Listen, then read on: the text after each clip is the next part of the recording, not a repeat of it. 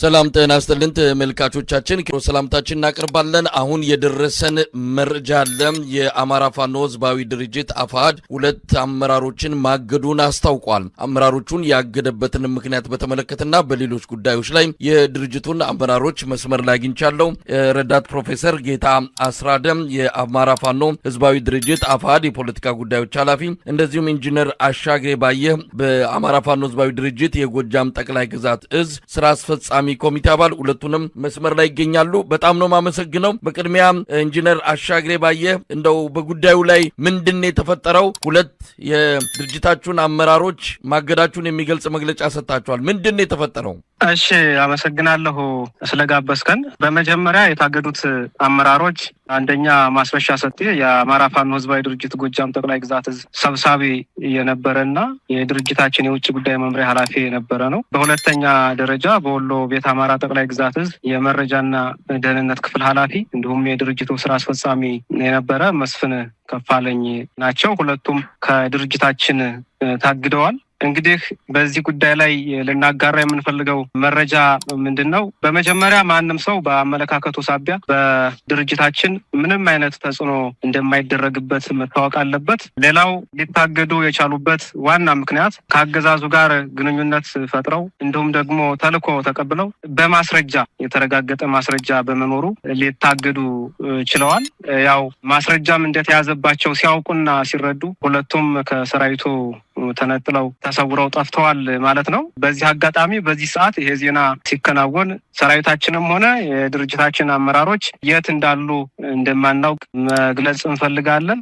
ሌላውን ጉዳይ ግን በሌላ ጊዜ በዝርዝር የምንመጣበት ሆኖ የጎጃም ጠቅላይ ግዛት እዝ ሰብሳቢ የነበረውን ማስረሻ ሰጤን በተመለከተ ከዚህ በፊት ከፍተኛ የሆነ የእዝ ፋይናንስ ያባከነ መሆኑንም ልንገልጽ እንፈልጋለን። ከፍተኛ የሆነ የአሰራር ችግሮችም ኑረው በከፍተኛ ክትትል ሲደረግ እንደነበረ እና ነገሮችንም ደግሞ ለማስተካከል ከፍተኛ ጥረት ስናደርግ የነበረን መሆኑን መግለጽ ነው የምንፈልገው። አመሰግናለሁ። በጣም ነው ማመሰግነው ኢንጂነር አሻግሬ። እንግዲህ ረዳት ፕሮፌሰር ጌታ አስራደም በመግለጫችሁ ላይ የውስጥ ካድሬዎችን በገንዘብና በተለያዩ መደለያዎች በማማለል ትግሉን ለመጥለፍም በተደጋጋሚ ሙከራዎች ተደርገዋል። በዚህ ሂደት ውስብስብ ክስተቶችን በጥበብ በማለፍ አፋድ የአመራር ብቃቱን ለጠላት በተግባር አሳይቶበታል። ሆኖም ከህዝብና አባላት ተደጋጋሚ በቀረቡ አቤቱታዎችና ቅሬታዎች ሳቢያ ሁለት የስራ አስፈጻሚ ኮሚቴ አባላት ለረጅም ጊዜ በጽሞናና በጥንቃቄ ማጣራት ስራና ውይይት ከተደረገ በኋላ የመጨረሻ ውሳኔ መስጠትና ለህዝብ ይፋ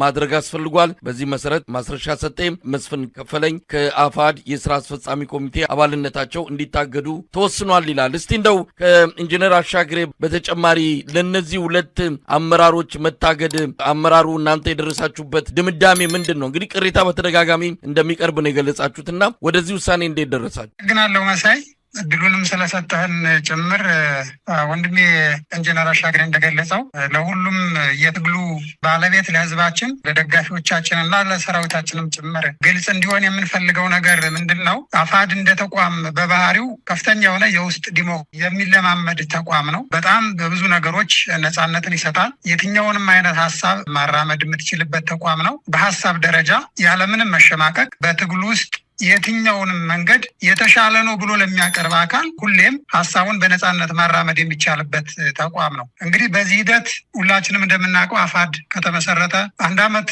ከ5 ወር ገደማ ሆኖታል። በዚህ ሂደት ውስጥ በርካታ መስዋዕትነትን እየከፈለ ለአማራ በጽኑ መሰረት ላይ የተገነባ ተቋም እንዲሆን ለማድረግ ብዙ ጀግኖችንም ጭምር እየሰዋ ድርጅታችን ከዚህ ደርሷል። በዚህ ሂደት ውስጥ መንገዳችን በጣም ብዙ ፈተናዎችን እየተሞላ ነው የነበረው። አንዳንዴ ምናልባት ደጋፊዎቻችንም ህዝባችንም ጭምር ብዥታ እስከሚገባው ድረስ ውስጥ ላይ የተለያዩ ሀሜቶችን ሲመጡ ድርጅቱ እጅግ በጣም ጥንቃቄ በተሞላበት መንገድ ብዙ ነገሮችን በተጨባጭ ማስረጃ ሂዶ ለማረጋገጥ ጥረት እያደረገ ነው የቆየው። እንግዲህ የዚህ አካል የሆነው አንዱ የድርጅታችን ሁለቱ ስራ አስፈጻሚዎች ካፕቴን ማስረሻ ሰጤና መስፍን ከፈለኝ ትናንትና ህዳር 22 2018 ዓ.ም በተቋማችን እንደወጣው መግለጫ ከዚህ በፊት ሲቀርቡ የነበሩ ጥቆማዎች፣ አቤቱታዎች እና ማስረጃዎችን በጥልቀት ተቋማችን መርምሯል። በዚህም መሰረት በተጨባጭ 1 2 3 ተብሎ የሚጠቀስ በተለይ ደግሞ በድብቅ ከጠላት ጋር የሚደረግ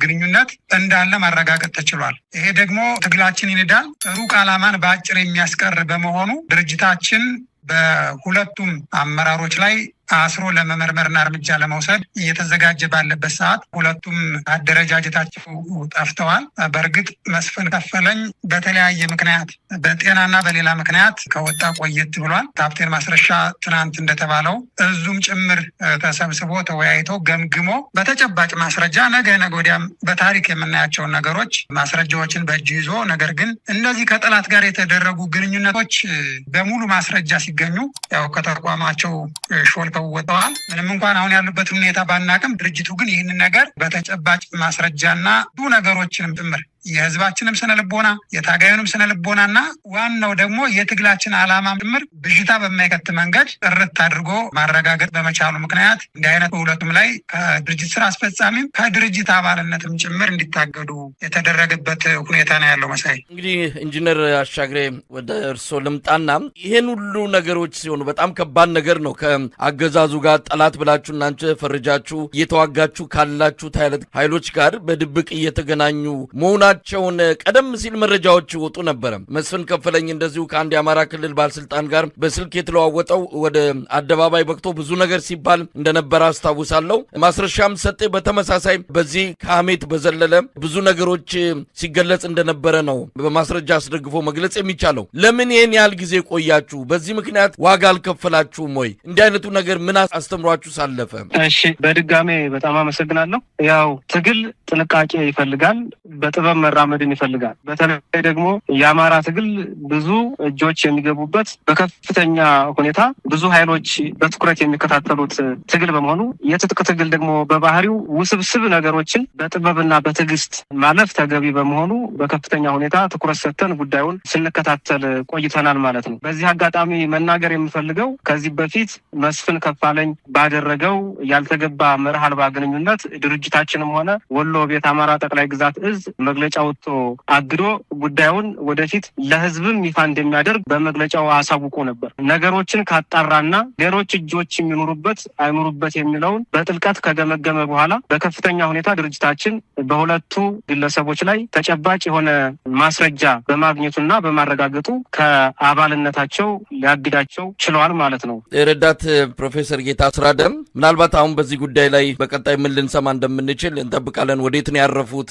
አሁን መረጃዎች እየወጡ ነው የሚገኙት። ሁለቱም ለመንግስት እጃቸውን ሰጥተዋል። በተለይ ካፒቴን ማስረሻ ሰጤ ለመንግስት እጅ ሰጥተዋል የሚል መረጃ በስፋት እየወጣ ይገኛል። ይህ ምን ያህል እናንተ የምታውቁት በማስረጃ የምትገልጹት ነው? እሱን መልሱን ልትሰጠኝ ትችላለን። በሌላ በኩል ወስደዋል የተባሉት መረጃዎች ካሉ እንግዲህ ጥንቃቄ ማድረግ ይገባል። የቅርብ ሰው ነው፣ አጠገባችሁ ያለ ሰው ነው። አገዛዙ መረጃዎችን እየሰበሰበ የድሮን ጥቃትን ጨምሮ በእናንተ ላይ ግድያ ሙከራ፣ ግድያ እርምጃ ለመውሰድ ከፍተኛ እንቅስቃሴ እያደረገ ባለበት ሰዓት ላይ ምናልባት የዚህ የማስረሻ ሰጤ ወደ መንግስት መሄድ ምን ያህል ጉዳት ሊኖረው ይችላል? ይዞ ሲሄደው ማስረጃ ድርጅታችሁ ላይ የሚያመጣው አደጋ ይኖራል ወይ? ይህን መርምራችኋል? ምናልባት በዚህ አጋጣሚ ልትገልጹ የምትችሉትም ነገር ካለ እድሉን ልስጥ።